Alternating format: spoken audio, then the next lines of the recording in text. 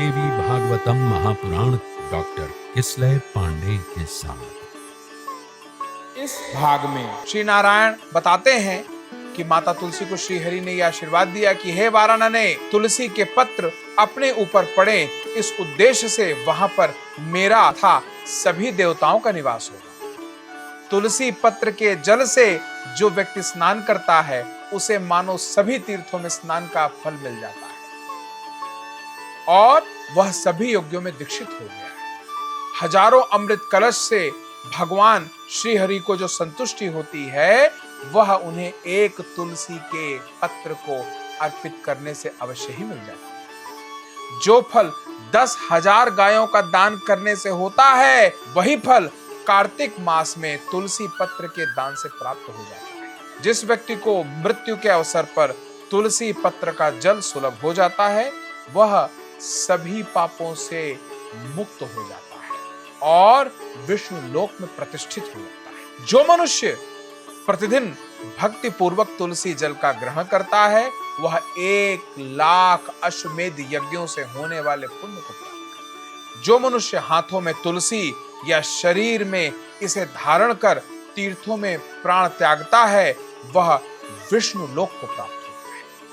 जो मनुष्य तुलसी काष्ठ से निर्मित माला को धारण करता है वह पद पद पर अश्वमेध यज्ञ का फल निश्चय ही प्राप्त करता है। जो मनुष्य तुलसी को अपने हाथ पर रखकर अपने प्रतिज्ञा वचन की रक्षा नहीं करता वह काल सूत्र नरक में पड़ता है और उसे वहां चंद्रमा तथा सूर्य की स्थिति पर्यंत वास करता है। जो मनुष्य इस लोक में तुलसी के समीप झूठी प्रतिज्ञा करता है वह कुंभीपाक नरक में जाता है और 14 इंद्रियों की स्थिति तक वहीं पर रहता है। मृत्यु के समय जिस मनुष्य के मुख में तुलसी जल का एक भी कण पहुंच जाता है वह रत्नमय विमान पर आरूढ़ होकर निश्चय ही विष्णु लोक हो जाता है।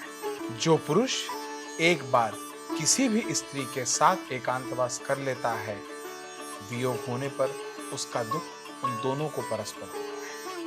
तुम एक मनवंतर की अवधि तक शंखचूड़ की भार्या रह चुकी हो, अतः उसके साथ तुम्हारा वियोग कष्टदायक तो होगा ही। सो हे नारद, तुलसी से ऐसा कह के भगवान श्री हरि चुप हो गए। तुलसी अपना वह शरीर त्याग कर और दिव्य रूप धारण करके मूल स्वरूप में जागृत होके भगवान श्री हरि के वक्ष स्थल पर माता लक्ष्मी के भांति सदा के लिए सुशोभित होने लगी। इसके बाद वे लक्ष्मीपति श्री हरि माता तुलसी के साथ वैकुंठ लोक को चले गए। सो हे नारद, इस प्रकार माता लक्ष्मी, माता सरस्वती, माता गंगा और माँ तुलसी ये चारों देवियां वास्तव में भगवान श्री हरि की मूल शक्तियां हैं जिनके द्वारा भगवान श्री हरि संपादित होते हैं और आम जनों में उन्हें उनकी पत्नियों के रूप में जानते हैं। उसके बाद श्री नारायण नारद जी को बताते हैं कि उसके तुरंत बाद तुलसी के शरीर से गंडकी नदी उत्पन्न हुई और भगवान श्री हरि उसी नदी के तट पर मनुष्यों के लिए पुण्यपद शालग्राम के रूप में निवास किए। हे मुने, वहां पर रहने वाले कीट शिला को काट काट कर अनेक प्रकार का रूप देने लगे।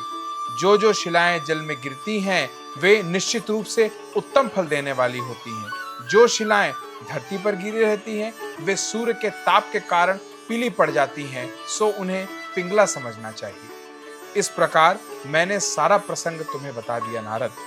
तो फिर प्रेम से बोलिए जय माता की।